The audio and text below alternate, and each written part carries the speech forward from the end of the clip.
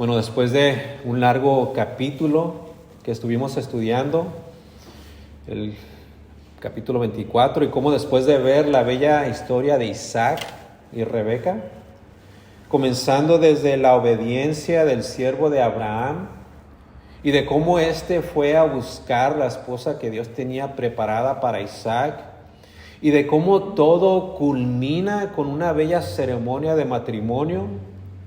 Ahora vemos que el autor de Génesis, quien se cree que fue Moisés, vemos que pone un último énfasis en Abraham, el padre de la fe.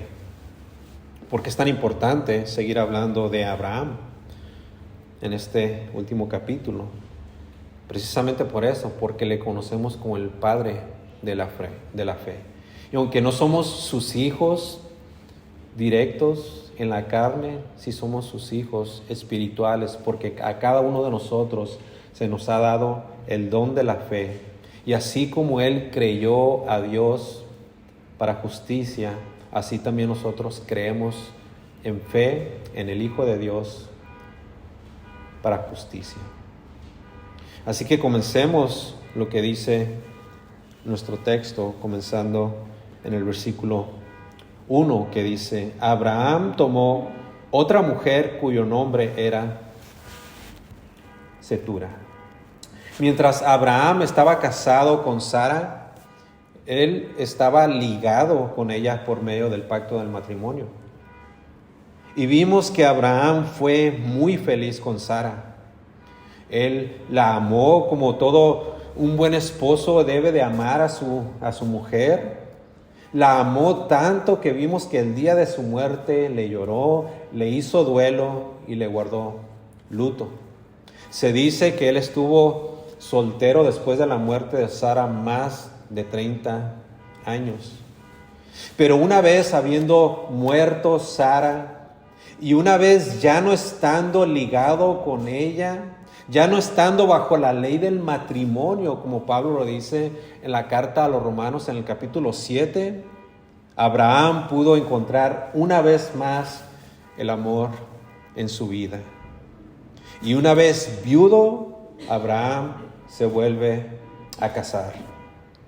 La palabra mujer en hebreo, Isa, significa también esposa. Y nuestro versículo nos dice que ese nuevo amor, esa nueva esposa tenía por nombre Cetura. Ahora recordemos que Abraham, cuando tuvo a Isaac, ya era viejo, estaba casi como muerto. De hecho, en el capítulo anterior vimos que Abraham ya tenía alrededor de 140 años. Y ahora en este nuevo capítulo lo vemos contrayendo matrimonio una vez más. Pero lo más impresionante no es solamente esto, sino por el hecho de que la nueva esposa de Abraham, Cetura, le dio más hijos. 140 años y más hijos, versículo 2. La cual, hablando de Cetura, la cual le dio a luz a Simram, Joksán, Medán, Madián, Isbac y Sua. 6 hijos más. O sea, que Abraham no solamente fue un hombre de fe, Abraham también fue un hombre valiente. 6 hijos más a esa edad. Si uno con los que tiene apenas la anda sobrellevando, ¿sí o no? Imaginen a Abraham a los 140 años cargando todavía con bebés. Pero no nos sorprendamos de esto. Abraham conocía a Dios y sabía que ese Dios había instruido al hombre a fructificar y multiplicarse sobre la tierra. O sea, en otras palabras, Abraham solamente estaba siendo obediente. Es todo. Es todo. Así que el obedecer a Dios en este mandamiento de fructificarse y multiplicarse, empezó a dar frutos, porque miren a continuación cómo el autor empieza a describir la descendencia de estos últimos hijos de Abraham, versículos 3 y 4. Los 6 hijos, versículo 3, uno de ellos, Joksán, engendró a Seba y a Dedán. E hijos de Dedán fueron Asurim, Letusim y Leumim, versículo 4. E hijos de Madián, Efa, Efer, Anoc, Abida y Elda. Todos estos fueron hijos de Cetura. ¡Qué bendición! ¡Qué bendición saber que Dios te sigue bendiciendo aún en tus últimos años de vida! Y noten que no solamente estos últimos hijos tuvieron hijos también y hicieron a Abraham abuelo, sino que sus nietos también tuvieron hijos dándole el honor a Abraham de ser bisabuelo.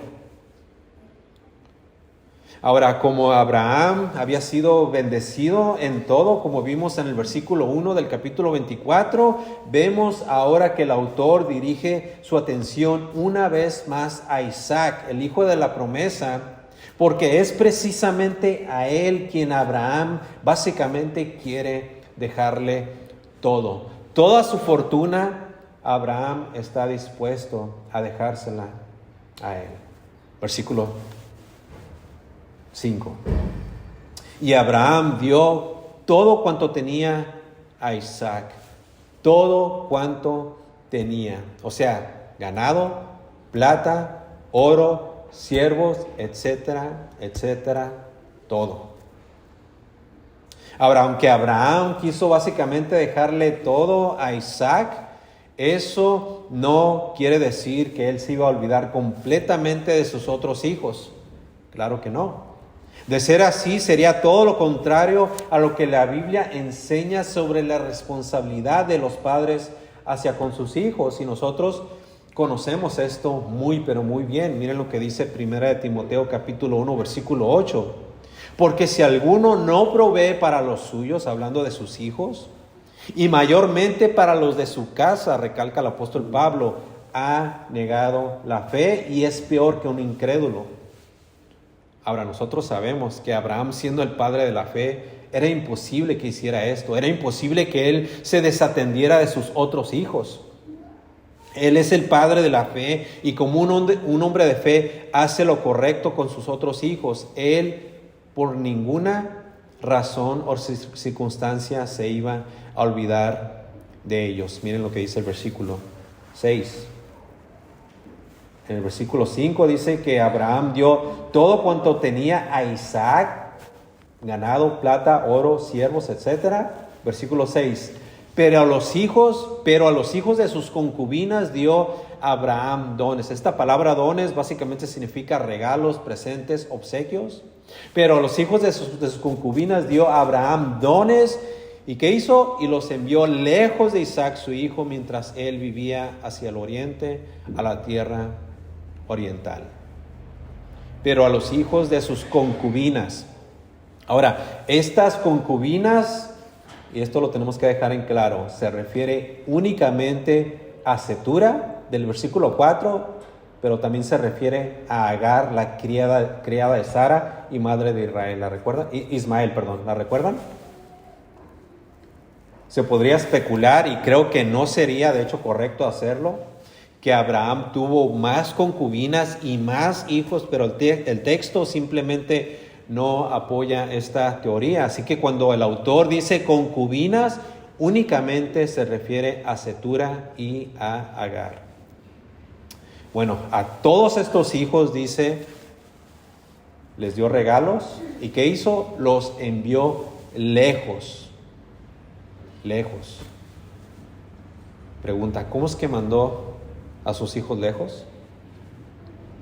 Bueno, antes tal vez de juzgar a Abraham, antes de señalarle, acordémonos de la promesa de Dios y acordémonos también del fin de esa promesa. Estoy seguro que para Abraham no fue fácil tener que despedirse de sus hijos, pero era necesario tener que hacerlo. Número 1, era necesario hacerlo por el bien de su alma. Número 2, era necesario tener que hacerlo para proceder de esta manera y así poder glorificar a Dios, para darle toda la gloria a Dios. Y número 3, era necesario tener que hacerlo porque había mucho en juego y Abraham tuvo, y básicamente él estaba obligado a hacerlo. a alejar a sus hijos de su presencia, pero más que nada de la presencia de Isaac. En otras palabras, Abraham tuvo que seguir actuando en fe al enviar lejos a sus hijos, porque ellos no podían estar cerca, de Isaac, porque ciertamente existía la posibilidad de que tan solamente uno de ellos estorbara a Isaac, el hijo de la promesa, y estropear todo el plan redentor de Dios. Así que Abraham, confiando y sabiendo lo que Dios le había prometido, no iba a permitirlo.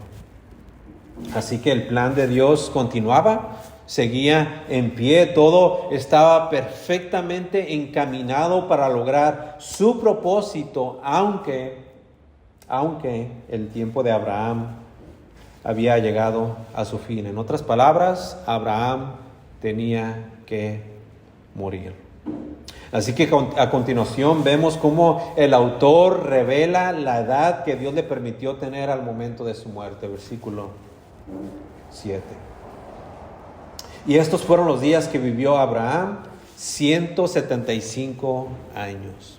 175 años. Abraham vivió 100 años, escuchen, 100 años más que el promedio.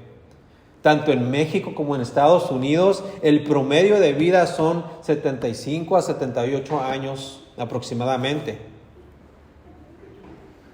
Desde el principio vimos a Dios bendiciendo a Abraham en todo, y ahora vemos que lo sigue haciendo hasta el último día de su vida. 175 años bien vividos, pero de nuevo tuvo que llegar a su fin. Se cumple lo que dice Hebreos, la carta a los Hebreos, que está establecido que el hombre muera una sola vez y después de esto el juicio. Y aunque Dios usó a Abraham en gran manera, como dice un autor, y cito, la vida del hombre, por más instrumento que sean las manos, y en el propósito de Dios tiene su límite.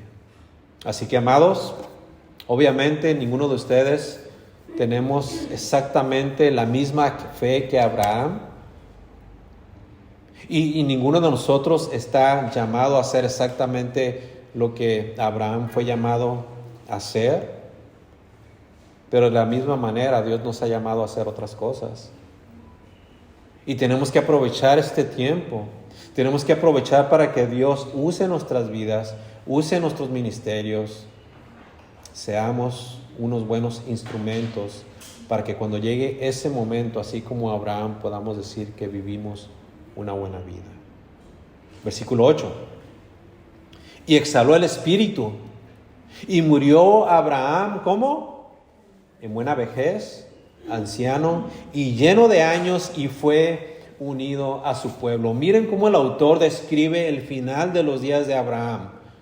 En buena vejez, 1, anciano, 2, y 3, lleno de años. En realidad vemos que aquí se cumple la palabra de Dios a Abraham cuando él hizo el pacto con él. Lo recuerdan en el capítulo 15, Dios le dijo, y tú vendrás, versículo 15 del capítulo 15, le dijo, y tú vendrás a tus padres en paz y serás sepultado en buena vejez. Años atrás Dios le había prometido a Abraham que iba a morir de esta manera. No solamente con muchos años, sino que iban a ser esos años buenos, muy, pero muy buenos. Y yo quisiera preguntarle, o preguntarme a mí mismo también, ¿quién no quisiera terminar su carrera así? Sabiendo que Dios se agradó de nuestra fe hasta el último día de nuestras vidas, y aparte con muchos buenos años. Nosotros no somos envidiosos. Sería un pecado envidiar la vida de Abraham y la vida de cualquier otro hombre, pues Dios da y bendice de acuerdo a su voluntad. Pero ciertamente podríamos tener un anhelo genuino de poder haber alcanzado ser un hombre o una mujer de fe. Así exactamente, así como Abraham. de poder llamado amigo de Dios y al final de nuestros días poder haber tenido una vida plena, en buena vejez, anciano y lleno de años. Tal vez, amados, no lleguemos a una larga edad, pues cada vez se acortan más nuestros días, pero ciertamente podemos alcanzar a ser hombres y mujeres de fe.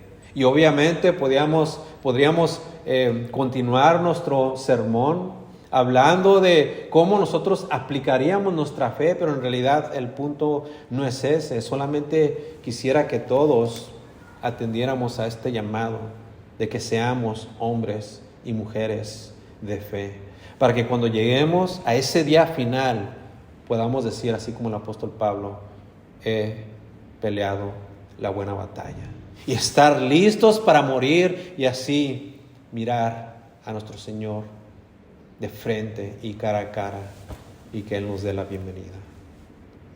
Abraham murió, exhaló, versículo 8, parte final, y fue unido a su pueblo. Básicamente lo que el autor está diciendo aquí es que se llevaron su cuerpo físico, al mismo lugar donde había sido sepultada su amada esposa Sara. Pero ¿cómo está eso de que fue, como dice, unido a su pueblo? Claro que sí podríamos argumentar que Sara era parte de su pueblo, pero en ese lugar solamente ellos dos habían sido sepultados. Ningún otro de su tierra, de su pueblo o de su parentela estaba ahí hasta ese entonces. Entonces, no solamente significa que su cuerpo fue llevado ahí junto con el de su esposa, sino que el autor nos quiere decir que Abraham fue al lugar donde estaban todos aquellos y donde están todos aquellos, aún en este momento, aquellos que han muerto en fe, creyendo en Dios. Todo aquel creyente que muere en fe, confiando en Cristo Jesús para salvación, se ha unido al pueblo de Abraham. Versículo 9. Y los sepultaron Isaac e Ismael sus hijos. Noten la amistad de estos dos hermanos. ¿Por qué lo menciono? ¿Por qué lo digo? Sí, bueno, porque vemos más adelante que los hijos de Ismael tendrían conflicto con los hijos de Israel, pero aquí vemos que ellos fueron unidos en la muerte de su padre. No había enemistad en ese entonces. Esta muerte trajo consigo una restauración. Los hermanos juntos se abrazaron y lloraron la muerte de su padre. No pensaron en ellos mismos y dijeron: aquí estamos, queremos honrarte, Padre. Y esto es cierto, amada iglesia, esto es cierto, lo mismo el día de hoy. La muerte de un ser querido muchas veces trae restauración. La muerte muchas veces pone fin a la contienda, reconcilia a los que están distanciados y trae a los familiares rivales, como en este caso, a mezclar sus lágrimas, juntar sus lágrimas, llorar juntos sobre la tumba de su ser querido. Y el hecho de que ambos, Isaac e Ismael, se juntaran para sepultar a su padre, nos estaba dando una indicación de que ellos en ese momento, por lo menos en ese momento, tenían una relación buena, una relación sana, una relación amistosa y noble entre hermanos. Y esto nos habla aún mucho más de su padre.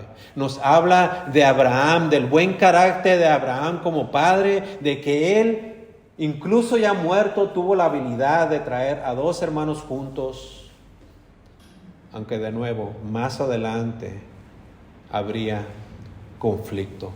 Conflicto que hasta el día de hoy lo podemos ver. Los hijos de Israel se enfrentan con los hijos de Ismael hasta el día de hoy. Pero amados, que esto sea un llamado para que nosotros no tomemos el mismo ejemplo. Y de que así como el Señor ha unido a muchos pueblos de muchas lenguas y de muchas otras naciones en un solo pueblo, que Él lo puede hacer aún el día de hoy, aún con nuestros familiares. Y si lo vemos difícil, que muchas veces lo es, confiemos en Dios, de que Él aún puede restaurar los corazones. Él aún por medio del Evangelio puede llamar al arrepentimiento, y así nosotros darnos cuenta que necesitamos primeramente estar bien con Él y segundo con nuestros seres amados. Versículo 9: y los sepultaron Isaac e Ismael, sus hijos, en la cueva de Macpela, en la heredad de Efrón, hijo de Zoar Eteo, que está enfrente de Mamre. Versículo 10: heredad que compró Abraham de los hijos de Ed. Allí fue sepultado Abraham y Sara, su mujer. El hecho de que Abraham no fuese enterrado en una tumba ancestral como antes se acostumbraba, con sus antepasados más cercanos, con todos sus familiares, sino de hecho en un país muy lejos de donde él era originario, de su patria, nos indica que el pasaje nos está diciendo que él se estaba uniendo, no solamente con Sara, su mujer, con su cuerpo, él se estaba uniendo con su pueblo. Y como dice un comentarista, en el más allá, en una unión espiritual. Una unión espiritual. Murió Abraham. Y pareciera ser aquí que todo acabaría. Pero no, de hecho, como hemos mencionado, el plan de Dios seguía en pie, y es como si Dios hubiese transferido, por decirlo así, la bendición de Abraham hacia Isaac, para así continuar con su promesa de redimir a los suyos. Amada iglesia, esto en aplicación directa afecta a todos aquellos que hemos puesto nuestra fe en Cristo Jesús. La promesa de Abraham era una que de hecho Dios mismo ya había hecho desde el principio, en el capítulo 3, en el jardín de Edén, ¿lo recuerdan? Cuando Dios le dijo a la serpiente y a la mujer, versículo 15, que Él iba a poner enemistad entre ambas partes. Y que entre tu simiente y la simiente suya, refiriéndose al Mesías, esta te herirá en la cabeza, le dice, o sea, una herida mortal, y le dice, y tú le herirás en el calcañar, refiriéndose a la cruz. Amados, en la cruz se cumple la promesa de Dios a Abraham. En la cruz se cumple la promesa de bendecir, y si usted lo recuerda, a todas las familias de la tierra. Génesis capítulo 12, versículo 3. Dios le dijo a Abraham, esta era la promesa de Dios para Abraham: bendeciré a los que te bendijeren, y a los que te maldijeren maldeciré, y serán benditas en ti todas las familias de la tierra. Ahí, mis amados, estamos usted y yo. Dios le hizo una promesa a Abraham, le bendijo para luego transferirle esa bendición a su hijo Isaac, asegurando así la promesa de que un día aquellos que pondrían su fe en el Hijo de Dios pudieran entonces recibir, así como Abraham, el ser bendecido en todo, pero ahora de una forma espiritual, así como nosotros hoy en día lo hemos sido. Somos bendecidos con toda bendición espiritual. Dígame usted, amado hermano, amada hermana, ¿qué le hace falta a usted? ¿Qué le hace falta? Usted ha sido bendecido, bendecida en gran manera. Y le puede faltar todo materialmente y económicamente hablando, pero en Cristo Jesús hay plenitud. Colosenses capítulo 2, versículo 9, hablando de Cristo, dice, porque en Él habita corporalmente toda la plenitud de la deidad. Versículo 10, y vosotros estáis completos en Él. Pero amados, esto se nos olvida. y muy, pero muy seguido. Y creo que la razón por la que sucede esto es porque nos hemos dejado envolver en los asuntos seculares, más que en los asuntos del reino. Creo que hemos permitido que nuestro enfoque sea más en nosotros que en lo que tiene que ver con Dios y con su Hijo. Mis amados, no quitemos nuestra mirada de la cruz por un momento tal vez de placer. No nos desenfoquemos del llamado divino que Dios nos ha hecho. No dejemos que los asuntos cotidianos de la vida nos robe el gozo que tenemos ya en nuestro Señor. Sabemos que estamos en la mejor posición que podemos estar en este mundo. ¿Usted lo ve así? ¿O aún persigue sus sueños, sus anhelos? En Estados Unidos, muchos, la gran mayoría, emigra a este país vecino por conseguir el sueño americano. Y está bien, está perfectamente bien. No es malo querer prosperar. Lo malo es cuando no lo logras y te afliges y te preocupas y lloras y ves cómo los demás tienen y desparraman y tú no. Y cuando menos te das cuenta, importa poco lo que tienes ya delante de ti. ¿Qué tienes delante de ti? Bueno, para empezar, la vida eterna, la seguridad de tu salvación. Una morada que en estos precisos momentos se está preparando para ti en los cielos. Una promesa de no más derramar lágrimas de tus ojos. Y el poder y ver un día no lejano a nuestro Rey cara a cara. Debemos de ser así como Abraham, que siendo ya viejo, aún así él siguió creyendo en Dios. Tanto así que dice la Escritura que le fue contado por justicia. Dios lo consideró justo ante sus ojos simplemente por creer en Él. Es todo lo que hizo. Creyó y obedeció. Vivió muchos años y tuvo una buena vida. Y no solamente una buena vida, una buena vejez. Sus días finales, me atrevo a decir, fueron de lo mejor. De lo mejor. Versículo 11. Y sucedió después de muerto Abraham que Dios bendijo a Isaac su hijo. Todo lo que era de Abraham, todo ahora era de Isaac. Todo. Ganado, plata, oro, siervos, etcétera, todo. Pero aparte la bendición de Dios y su promesa caían sobre los hombros de Isaac. Dios traslada la bendición de Abraham a Isaac y su promesa, la promesa de Dios, continúa y específicamente con su pacto, con su promesa de redención.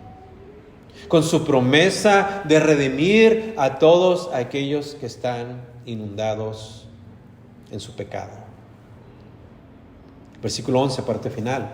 Versículo 11. Y sucedió después de muerto Abraham que Dios bendijo a Isaac su hijo, se lo dio todo a él, y la bendición de Dios fue toda para él. Versículo 11, parte final. Y habitó Isaac junto al pozo del viviente que me ve. Exactamente en el mismo lugar que el ángel del Señor se le apareció a Agar, la sierva de Sara, la madre de Ismael, cuando había salido huyendo, y de hecho el mismo lugar en donde él ya estaba viviendo. Eso es lo que dice el versículo 62 del capítulo 24. Ahí estuvo Isaac, ahí donde fue Dios que le llamó para que él continuara con este caminar de fe, en donde Dios le seguiría bendiciendo a él y a sus hijos, a su descendencia. Pero ¿por qué será que lo menciona el texto esto en más de una ocasión? Bueno, en realidad no es claro el texto del por qué Isaac se fue a vivir ahí, pero podríamos deducir que era debido a que Dios, después de haberle transferido su bendición, estaría de hoy en adelante viendo Dios cada paso de su caminar en esta tierra para asegurarse Él como Dios que su plan divino se cumpliera a través de la vida de Isaac. Podríamos terminar este mensaje solamente diciendo lo siguiente, que las bendiciones de Dios se habían centrado en Isaac. Y vamos a aprender que las bendiciones seguirían a través del resto de la descendencia. Y así como Dios le haría responsable por todo lo que pasaría de ahí en adelante, así como Dios haría a Isaac responsable de todo lo que hiciera basado en su fe, de la misma manera, al habernos bendecido, Dios, por medio del Evangelio de su Hijo, dándonos su Espíritu Santo, hoy a nosotros también nos hace responsables de todo lo que hacemos. Y particularmente en la manera como es que nosotros transferimos esa bendición a los demás. Amada iglesia, nosotros no nos cansamos de animarles para que en cada oportunidad que tengan, con sus labios, con su boca, con su corazón, ustedes puedan traer bendición a los demás por medio del hermoso mensaje del Evangelio, por medio de la cruz, trayéndoles a los que están perdidos y cautivos en sus pecados una verdadera esperanza. No nos cansamos, amados hermanos, porque esto es en realidad todo lo que tenemos. Yo solamente quisiera que nos olvidemos un poco de nosotros mismos. Estoy seguro, completamente seguro de lo que estamos seguros de lo que Dios hizo en Abraham, de lo que hizo en Isaac, de lo que hizo en Jacob, cambiándole el nombre a Israel, de lo que hizo por medio de las 12 tribus y de cómo a través de la historia del pueblo de Israel, Dios una y otra vez sería fiel a su pueblo. Y de cómo hoy en el nuevo pacto Dios nos bendice por medio del Evangelio, pero amados, que jamás nos quedemos ahí, sino que nosotros también hagamos de nuestra parte, primeramente viviendo este mensaje, viviendo una vida de piedad y obediencia, siempre queriendo agradar a nuestro Dios, siempre queriendo obedecer a los mandamientos de nuestro Señor Jesucristo, recordando lo que Él hizo por nosotros en la cruz. Y una vez haciendo esto, entonces saliendo y compartiendo el mismo mensaje que nos salvó a nosotros, pero que ahora a ellos les puede salvar. Mi oración es esta: que sigamos siendo esos hombres y mujeres de fe, que imitemos la fe de Abraham, de Isaac, de Jacob, la fe de los discípulos, del apóstol Pablo, la fe de muchos otros hermanos en la fe, y que Dios les usó y que Él hoy nos puede usar también a nosotros. Señor, gracias por tu palabra y gracias por tu evangelio y gracias por las promesas que hasta el día de hoy se cumplen en nuestras vidas. Agradecemos, Señor, por tu palabra y agradecemos lo que sigues haciendo en nuestras vidas. Llénanos, Señor, ármanos de valor para que nosotros podamos vivir primeramente lo que nos has mandado y segundo, que podamos animar a otros, persuadir a otros a que vengan a tus caminos. Que con el poder del Evangelio, Señor, que con el poder de tu Espíritu, tú los atraigas a tu presencia. Te lo pedimos y rogamos en el nombre de Cristo Jesús. Amén.